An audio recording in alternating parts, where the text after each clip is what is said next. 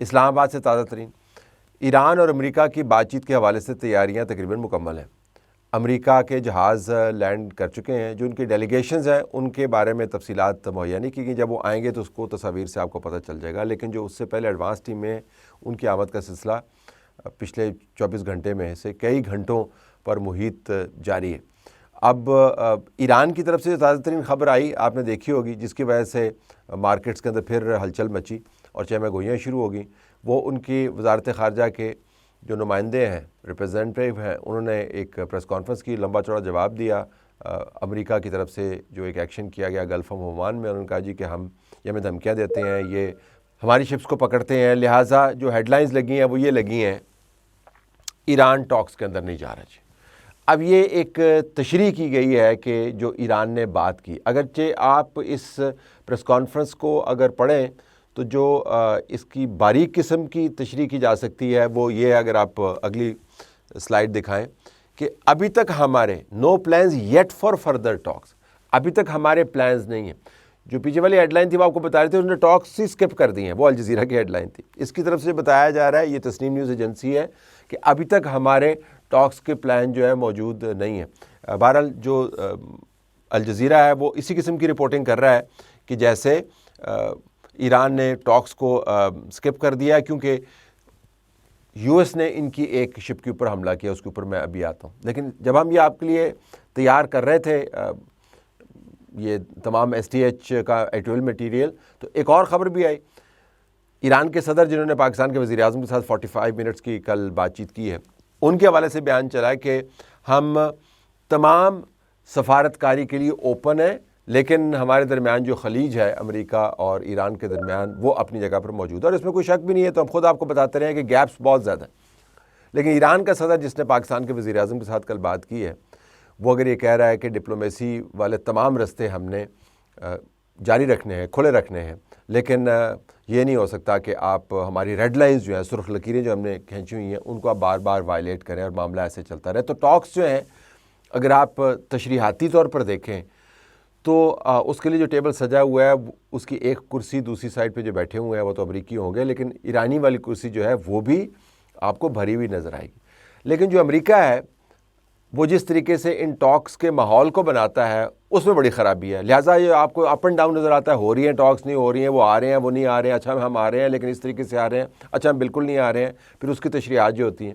اس کی بنیادی وجہ یہ ہے کہ امریکہ نے اسٹریٹجی اپنائی ہوئی ہے کہ ہم نے آپ کو بتانا ہے کہ ہم نے آپ کو نیچے رکھ کے، آپ کی گردن کے اوپر انگوٹھا رکھ کے آپ سے ٹاکس کروائیں۔ اب گلف آف عمان کے اندر جو امریکیوں نے ایکشن کیا، اس کے اوپر ڈونلڈ ٹرمپ نے ایک ٹویٹ کر دیا اور کہہ دیا جی کہ آپ نے 2 شپس کے اوپر فائرنگ کی تھی جو انڈین شپس تھی، جس کے اوپر انڈیا نے، آپ دیکھیں یہ بھی کیا ستم ظریفیہ حالات کی، کہ دلی کے اندر مودی رجیم جو ہے اس نے کتنی کوشش کر کے، اور سال ہا سال، اور ان سے پیچھے والے جو پرائم منسٹرز ہیں انہوں نے بھی تواتر کے ساتھ انویسٹمنٹ کی ایران کے اندر پاکستان مخالف محاذ بنانے کی، اور اب اسی ملک کے سفیر کو بلا کے کہتے ہیں کہ آپ کیا کر رہے ہیں، آپ ہماری شپس کے اوپر فائرنگ کیوں کر رہے ہیں، اور ان کو آپ ڈیمارش بھی دیتے ہیں۔ اس کا حوالہ دے رہا ہے ڈونلڈ ٹرمپ، پھر کہا جی کہ ہم نے بلاکٹ لگایا ہوا ہے۔ اب ڈونلڈ ٹرمپ کے لیے مسئلہ یہ ہے کہ جب بلاکٹ لگایا ہوا اور اگر ایرانینز جو ہیں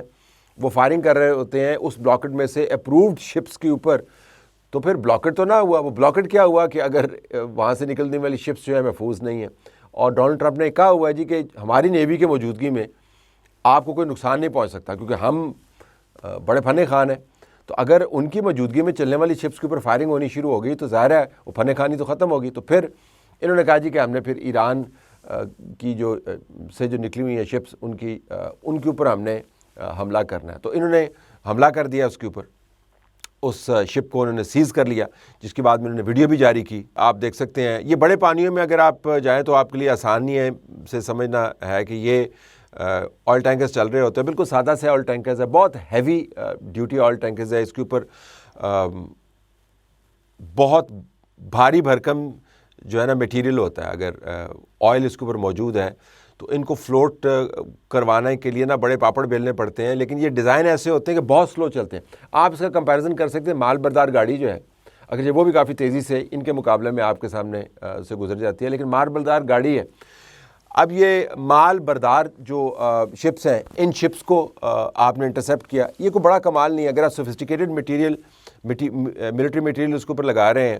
اٹیک کروانے کے لیے، اس قسم کے ہیلی کاپٹر آپ نے رکھے ہوئے ہیں، تو یہ تو نہ ان کے اوپر کوئی پروٹیکشن اویلیبل ہے، اور یہ جو پانی کے اوپر چلنے والی سب سے سست رفتار اگر کوئی چیز ہے تو وہ یہ آپ کے شپنگ والے ٹینکرز ہوتے ہیں. تو امریکیوں نے تو پھر آپ کو پتہ ہے پورا ایک ہالی ووڈ کی مووی اس کے اوپر بنا دی، اوپر سے ان کو وارننگ دے رہے ہیں اور اٹیک کر رہے ہیں، لینڈ کر رہے ہیں، انٹرسیپٹ کر رہے ہیں. یہ کوئی بہت بڑا کمال نہیں ہے، لیکن ڈونلڈ ٹرمپ کی جو اسٹریٹجی ہے اس کے اندر یہ فٹ ان ہوتا ہے، یہ ویژولز، یہ وارننگز، یہ ہمارے جہازوں کا آنا، یہ پانیوں کے اوپر ہمارا قبضہ. اس نے بتانا ہے کہ ایرانیئنز کو ہم نے نیچے لگا کے ان کی شپ کے اوپر قبضہ کرنے کے باوجود ان سے ہم نے ٹاکس کروائی. اب ایرانیئنز کا مسئلہ یہ ہے کہ اگر وہ رسپونڈ نہیں کرتے ہیں باتوں میں بھی اور ایکشنز کے اندر بھی، تو پھر لوگ ان کو کہیں گے جی کہ آپ نے تو واقعتاً جو ڈونلڈ ٹرمپ کہہ رہا ہے ٹھیک کیا، ادھر سے وہ ہماری شپ کے اوپر قبضہ بھی کر رہے ہیں، ادھر سے آپ اسلام آباد میں ٹیبل کے اوپر بھی بیٹھے ہوئے ہیں. تو ان کی جو ڈومیسٹک کنسٹیٹوئنسی ہے وہ بڑی اہم ہے.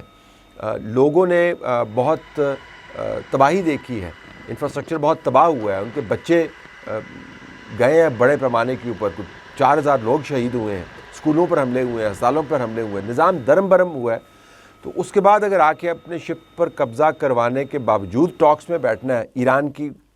پبلک کا پرسپیکٹیو آپ کو بتا رہا ہوں، تو پھر فائدہ کیا ہوا؟ ایران کی بھی جو ڈومیسٹک کنسٹیٹوئنسی ہے وہ بہت ان معاملات کے اوپر برنگیختہ ہو جاتی ہے. اچھا، ان کے اندر جو کمانڈرز بیٹھے ہوئے ہیں اور ایک ہی قسم کے وہاں پر نقطۂ فکر نہیں ہے،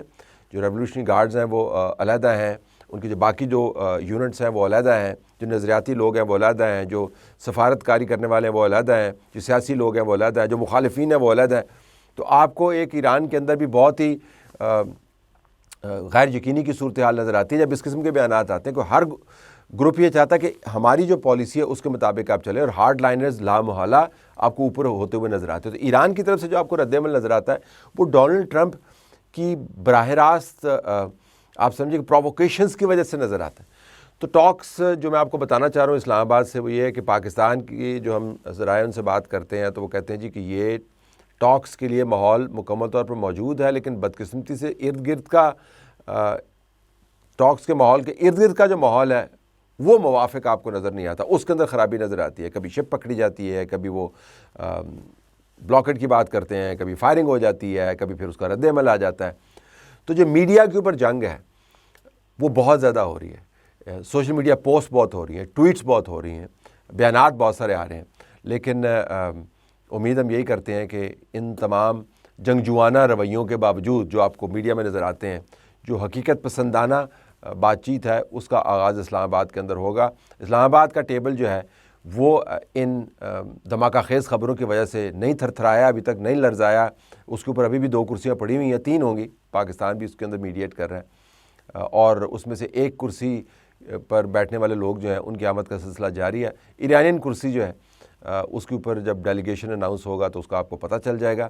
اور پاکستان کی کرسی کے اوپر تو آپ کو پتہ ہے پاکستان بطور میڈیٹر بیٹھا ہوا ہوگا. لیکن ایک خطرہ یہ بھی ہے کہ اتنی زیادہ گرمی اور